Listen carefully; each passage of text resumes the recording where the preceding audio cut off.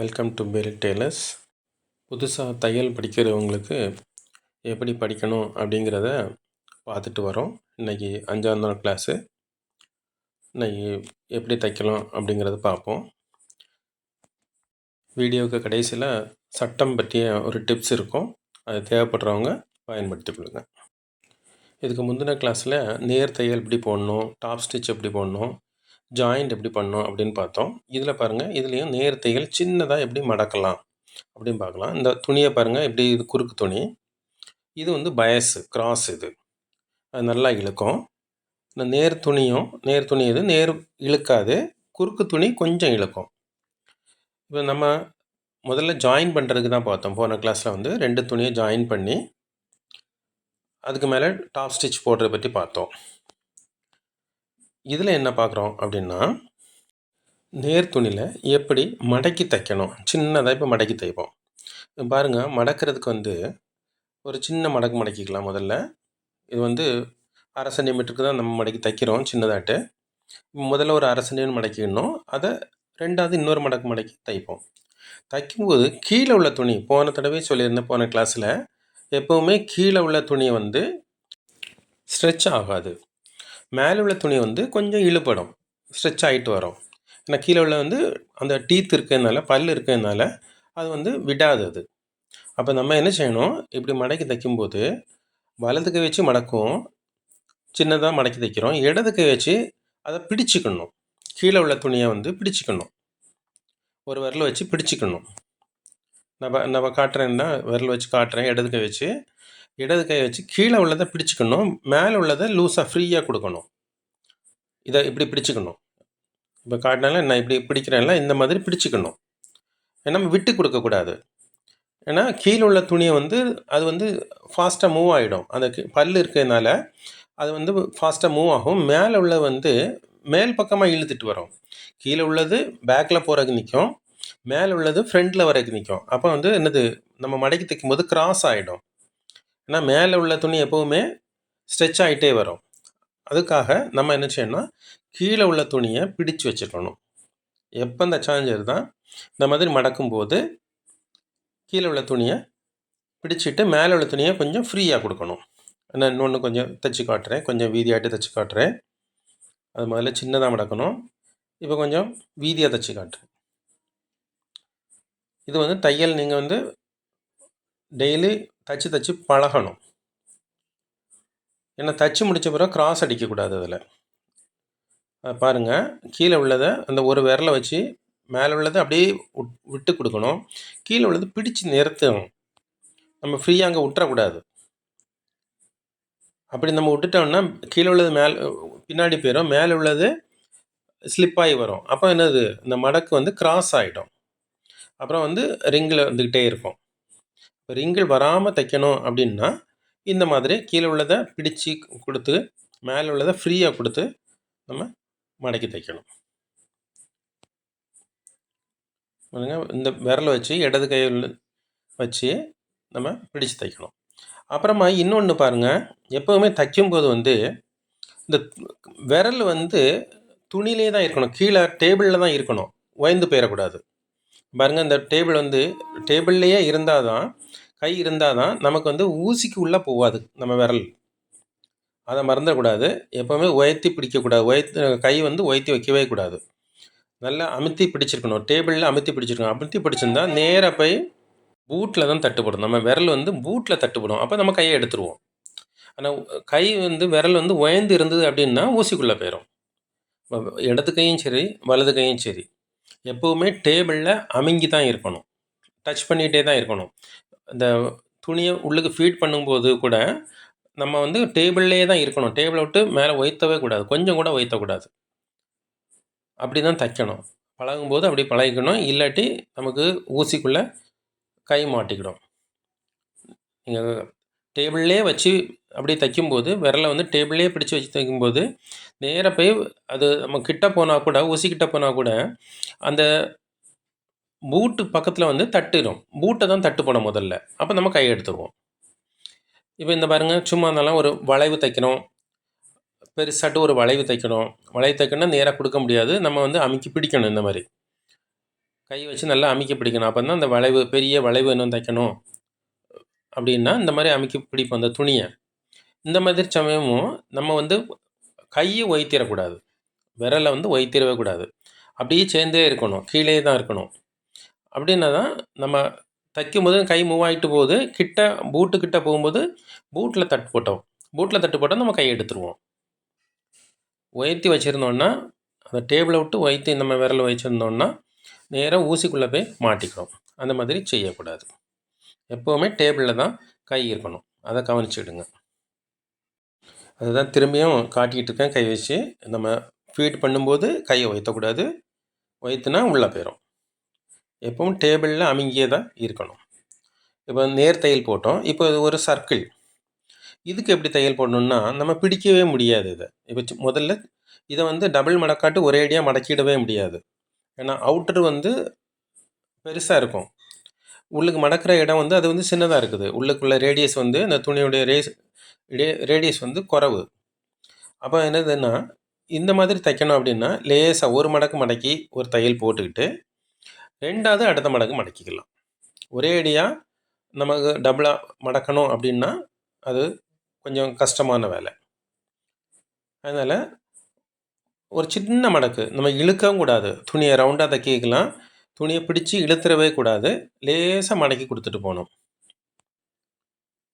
லேசாக சும்மா அப்படி லேசாக மடக்குனா போதும். அப்படி ஃபுல்லாக ஒரு தையல் போட்டுட்டோம் அப்படின்னா இன்னொரு தையல் ரெண்டாவது போட்டுக்கலாம். ரவுண்டு தைக்கும்போது லேசாக மடக்கி மட்டும் கொடுக்கணும். வேறு ஒன்றும் கையில் வச்சு பிடிச்சிக்கிட்டு மடக்கக்கூடாது. என்ன பிடிச்சிட்டு மடக்கியாச்சுன்னா அது இழுப்பட்டுச்சுன்னா அப்புறமா அது தைக்கிறதுக்கு ரொம்ப கஷ்டம். ஏன்னா பெருசாகிடும். பெருசாக வந்து நம்ம மடக்கும்போது வந்து சின்ன ரேடியஸ்லேயே அவங்க மடக்க வேண்டியிருக்குது ரவுண்டு தைக்கும்போது. அதனால் ரவுண்டு தைக்கிறதுக்கு கொஞ்சம் பார்த்து தான் தைக்கணும். முதல்ல ஒரு மடக்கு மடக்கி தைச்சிக்கலாம், அதுக்கப்புறம் அடுத்த ஃபோல்டு பண்ணிக்கலாம். நம்ம இதில் ஒரு மடக்கு மடக்கி ஃபுல்லாக ரவுண்டாக தைச்சிட்டோம். இதை எடுத்துகிட்டு அப்புறமா இன்னொரு மடக்கு மடக்கி தைச்சிக்கலாம். அடுத்த ஃபோல்டு ரொம்ப இழுப்பட்டுச்சுன்னா சைடு என்னது வயந்து போகும், வளைஞ்சு வரும். ஏன்னா ஃபுல்லாகவே ரவுண்டாக இருக்குது, வெளியே வந்து அவுட்டர் ஏரியா வந்து பெருசு. அதனால் இது வந்து மடக்கி தைக்கும்போது உள்ளுக்கு சுருக்காக வரும். இந்த மாதிரி ரவுண்டில் தைக்கும்போது கண்டிப்பாக உள்ளுக்கு சுருக்காக வரும். அப்படி தான் தைக்க முடியும். உள்ளுக்கு சுருக்கு இருக்கும், ஆனால் வெளி சைடு வந்து நல்ல பக்கத்தில் எந்த சுருக்கும் இருக்காது. ஏன்னா இப்படி மடக்கும்போது இந்த மாதிரி சுருக்காக வரும். உள் சைடு கண்டிப்பாக சுருக்கு வரும், சுருக்கு இல்லாமல் இருக்காது. இப்படி மடக்கும்போது கண்டிப்பாக உள்ளுக்கு சுருக்கு வரும். அவ்வளோதான். இப்படி முதல் மடக்கு மடக்கியாச்சு. இப்போ நம்ம ரெண்டாவது ஃபோல்டு பண்ணுறோம். இப்படி தைச்சிக்கலாம். இது நல்லா நீங்கள் நிறைய துணி எடுத்து தைச்சி பாருங்கள்.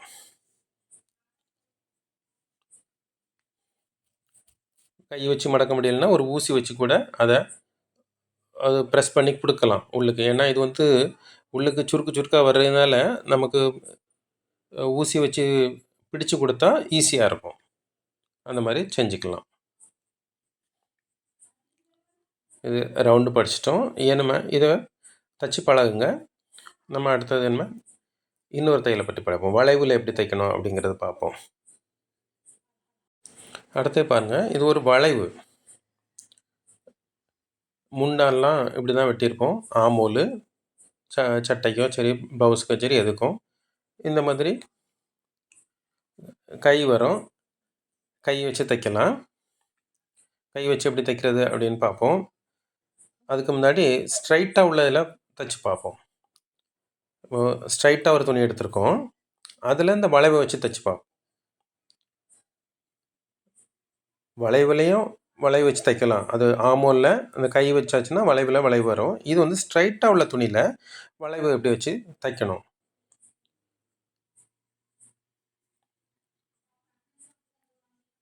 இது சும்மா அளவு பார்க்குறோம். இந்த இதில் இருக்கக்கூடிய அளவு இது லென்த்து கரெக்டாக இருக்குதான்னு பார்க்க வேண்டிய அவசியம் இல்லை. சும்மா தைக்கிறதுக்கு தேவையில்லை. நான் உங்களுக்கு காட்டுறதுக்காக காட்டுறேன். இப்போ பாருங்கள், உள்ளுக்கு மார்க் பண்ணியிருக்கோம். அது வந்து வெளி சைடு வந்து சின்னதாக இருக்குது கர்வு, அந்த சைடு வந்து ஜாஸ்தி இருக்குது கர்வு. கர்வ் அளக்கிறதுக்கு டேப்பை எப்போவுமே இந்த மாதிரி தான் பிடிக்கணும். டேப் அப்படி வெர்டிகலாக ஸ்ட்ரைட்டாக பிடிச்சி தான் அளக்கணும். ஃப்ளாட்டில் வச்சு அளக்கக்கூடாது. இது இப்போ அந்த கர்வில் வந்து 7.25 இன்ச் இருக்குது. அப்போ நமக்கு இங்கே ஸ்ட்ரைட்லேயும் என்னது 7.25 இன்ச்சில் வர மாதிரி மார்க் பண்ணிக்கலாம். அது வரை வரும். ஃபுல்லாக தைச்சோன்னா 2 கர்வையும் வச்சோன்னா 7.25 இன்ச்சு அந்த மாதிரி எடுத்துக்கலாம். இது தேவையில்லை, அளவு தேவையில்லை, சும்மா மார்க் பண்ணி காட்டுறேன் அவ்வளோதான். இதில் பாருங்கள், அந்த கர்வ் வந்து அந்த கட் பண்ணியிருக்க இடம் வந்து சின்னதாக இருக்கும். அளந்தாச்சுன்னா நம்ம லைன் போட்ட இடத்துல வந்து 7.25 இருக்குது. ஆனால் அந்த கர்வில் மார்ஜின் விட்டுருக்கோம்ல, மார்ஜினுக்கு அந்த சைடு பார்த்தீங்கன்னா 7 இன்ச்சு தான் வரும். நம்ம இந்த மாதிரி ஸ்ட்ரைட்டில் கர்வ் வச்சு தைக்கும்போது இந்த கர்வ் வந்து ஸ்ட்ரைட்டாக இழுத்து தைக்கணும் லேசாக. ஏன்னா கர்வ் பக்கத்தில் வந்து அளவு குறைவாக இருக்கும். உள் சைடு உள்ள கர்வ் வந்து லென்த்து 7.25 இன்ச்சு இருந்தது உள்ளுக்கு நம்ம லைன் போட்ட இடத்துல. ஆனால் மார்ஜினுக்கு பக்கத்தில் பார்த்திங்கன்னா 7 இன்ச்சு தான் இருக்கும். அதனால் நம்ம வைக்கும்போது வந்து 7 இன்ச்சு லெவலுக்கு தான் வரும்.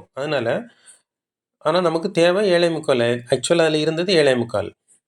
அப்போ நமக்கு லேசாக இழுத்து தான் தைக்க வேண்டிய வரும். அப்போ தான் அது வந்து கரெக்டாக செட் ஆகும். இழுக்கிறது அப்படின்னா அதாவது அந்த ஹெம் சைடு தான் இழுக்கிறோம். கட் பண்ணியிருக்கலாம் அந்த இடத்துல. ஆனால் ஆக்சுவல் இடத்துல வந்து அந்த லைன் போட்டோம்ல, அந்த இடத்துல இழுக்கக்கூடாது.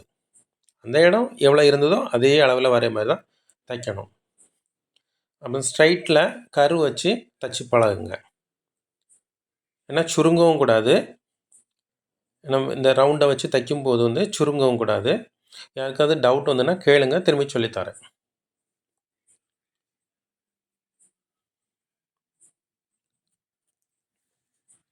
லேசாக இழுத்து தைக்கணும். கர்வை வந்து லேசாக இழுத்து தைக்கணும். ஆனால் அந்த நம்ம லைன் போட்டோம்ல, அந்த இடம் இழுப்படக்கூடாது. அந்த கரை தான், அந்த ஹெம்மு தான் இழுப்படும்.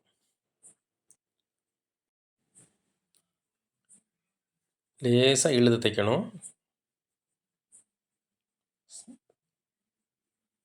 இழுத்தாதான் ஸ்ட்ரைட்டாக வரக்கூடிய இடத்துல இழுக்க வேண்டிய அவசியம் இல்லை.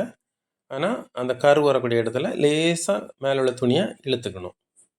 அப்போ தான் அது கரெக்டாக செட் ஆகி வரும். அவ்வளோதான். நம்ம ஸ்ட்ரைட்டில் கர்வ் வச்சு தைச்சி பார்த்தாச்சு. இதே மாதிரி தைச்சி பழகுங்க.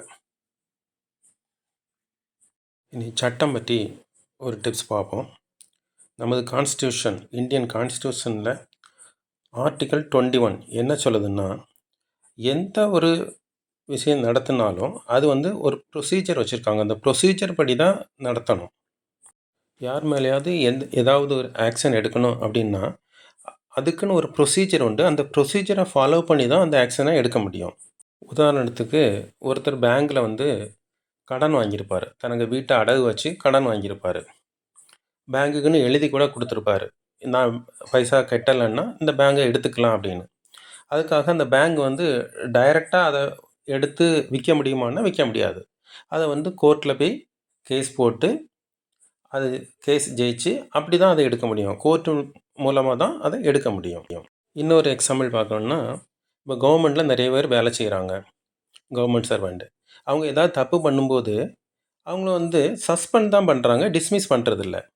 டிஸ்மிஸ் பண்ண முடியாது, டைரெக்டாக டிஸ்மிஸ் பண்ண முடியாது. சஸ்பெண்ட் பண்ணிக்கிட்டு அவங்கள்ட்ட வந்து கேட்பாங்க, என்ன நடந்தது, எதனால் இப்படி செஞ்சீங்க, இந்த மாதிரி அவங்களுக்கு ஒரு ப்ரொசீஜர் உண்டு.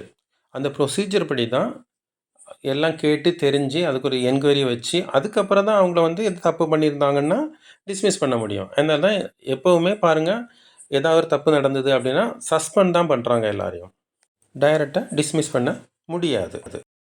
அதே மாதிரி ரோட்டில் பாருங்கள், கொலை நடக்குது, களவு நடக்குது, இதுக்கெல்லாம் உடனே தண்டனை கொடுத்துட முடியுமானா முடியாது. அதுக்குன்னு ஒரு ப்ரொசீஜர் வந்து ஃபாலோ பண்ணக்கு வச்சுருக்காங்க. அது ஒரு சட்டம் எழுதி வச்சுருக்காங்க. அதை ஃபாலோ பண்ணி தான் எல்லாமே செய்ய முடியும். இனி அடுத்த வீடியோவில் பார்ப்போம்.